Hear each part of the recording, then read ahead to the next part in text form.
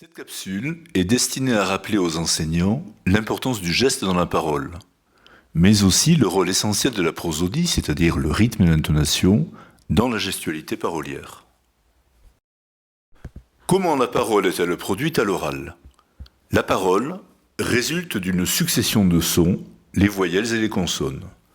Ces segments minimaux se réalisent de façon linéaire sur l'axe du temps. Ils sont produits selon les règles et les contraintes d'une langue donnée.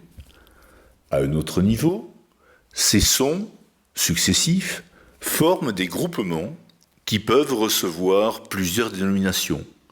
En français, par exemple, on parle de groupes rythmiques, de mots phonétiques, de syntagmes ou encore de groupes de sens. Tout dépend du niveau d'analyse. Ces groupements prosodiques, dans tous les cas, sont gérés par le rythme et par l'intonation. À noter d'ailleurs que lorsque on entend parler, on perçoit plutôt des paquets sonores, des groupements prosodiques, qu'une succession de sons. La parole, c'est du mouvement. Quand on parle, on bouge. Et cette gestualité coverbale, c'est-à-dire qui accompagne naturellement la parole, scande le discours, rythme le discours, ponctue le discours. Elle est étroitement liée, entre autres, à l'organisation prosodique de la langue. La parole est donc organisée de la façon suivante.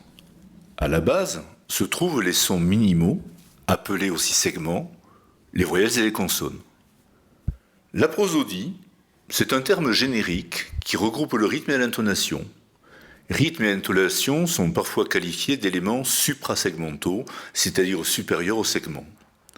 Ce qui est important à retenir, c'est que les sonorités parolières résultent de gestes. D'une part, il y a les gestes phonogènes, c'est-à-dire ceux qui servent à produire les sons.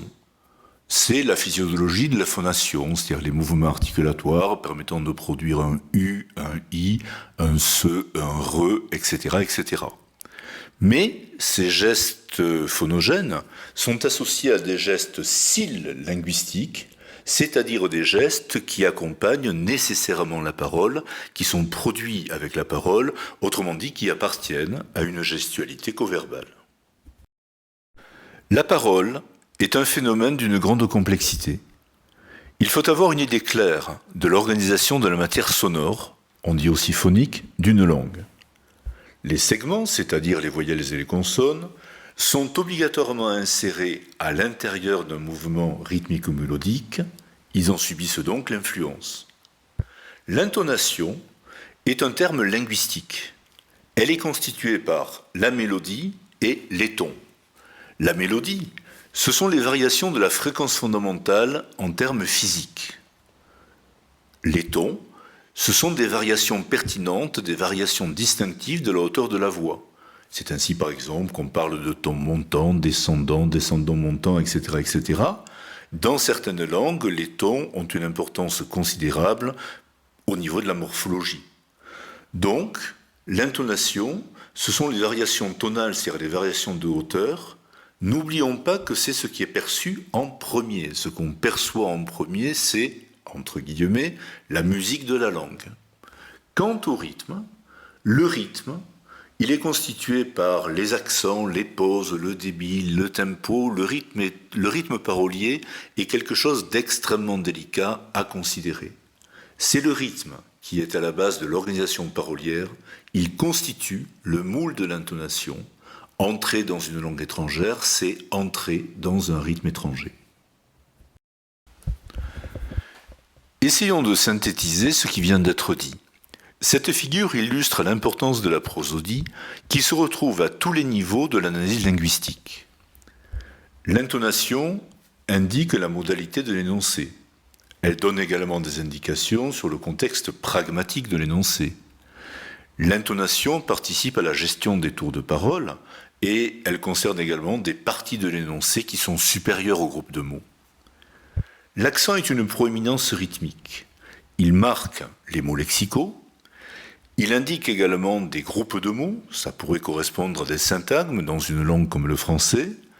L'accent permet également de marquer des mots sémantiquement importants. Le rythme, qui est constitué par une pluralité de paramètres tels que le débit, les pauses, l'affluence, etc. Le rythme, c'est vraiment l'interface entre l'accent et l'intonation.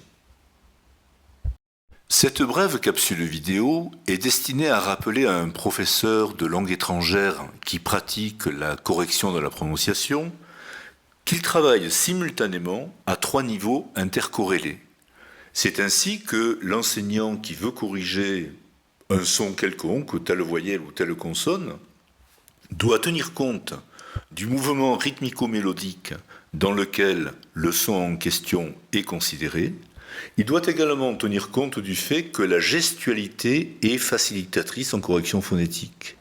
Quand on parle, on bouge, la parole, c'est du mouvement, il existe des gestes qui sont codifiés et ces gestes permettent de produire convenablement le son.